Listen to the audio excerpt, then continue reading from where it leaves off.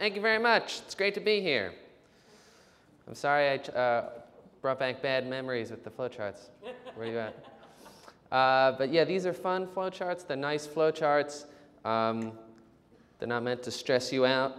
Well, here, I'll get into it. So my name is Doogie Horner.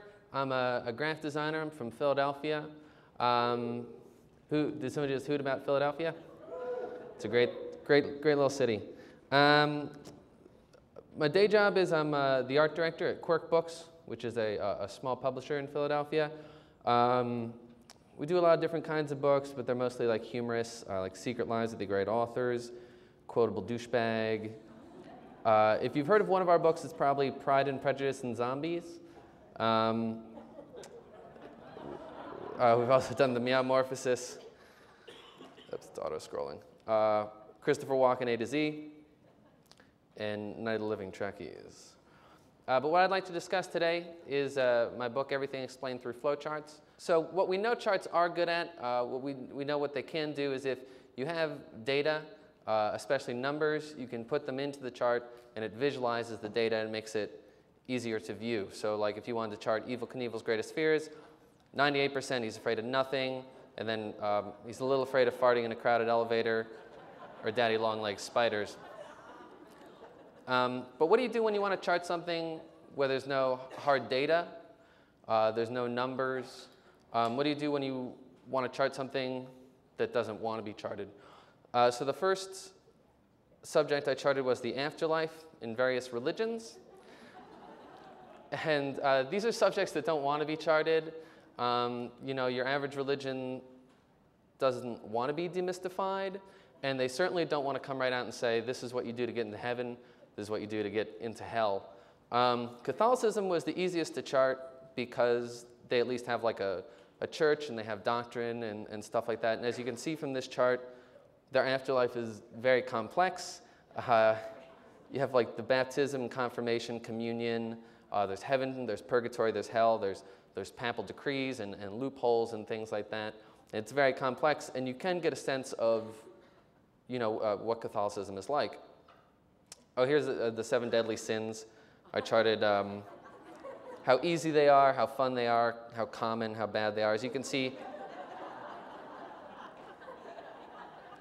sloth is very easy.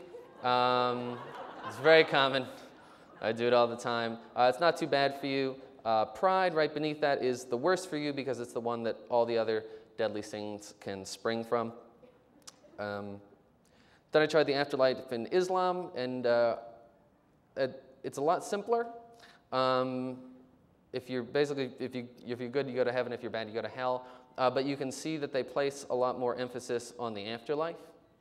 There's various levels to heaven and hell. There's the Zakum tree in hell. Their hell is like the scariest. It's like a boiling lake of pitch. Buddhism is very complex, but like in a weird, confusing way. I tried to talk to a bunch of Buddhists. Like I showed them the chart and I said, like, do you think this looks right? And the answers you get from Buddhists are just infuriating. Like, this one guy was like, oh, you should just make it a blank page. I was like, well, I can't do that.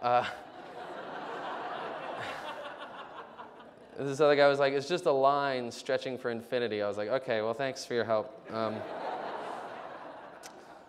Klingon afterlife. Yeah. It's pretty straightforward. Just try to die in battle. Don't embarrass yourself. And then I also did the Chinese folk religion, extremely complex. They have like a hell entry questionnaire when you get there, and there's all these different kings. And if you die by accident, you go to the city of those dead by accident. And you can only get out if you can find an accident victim to take your place.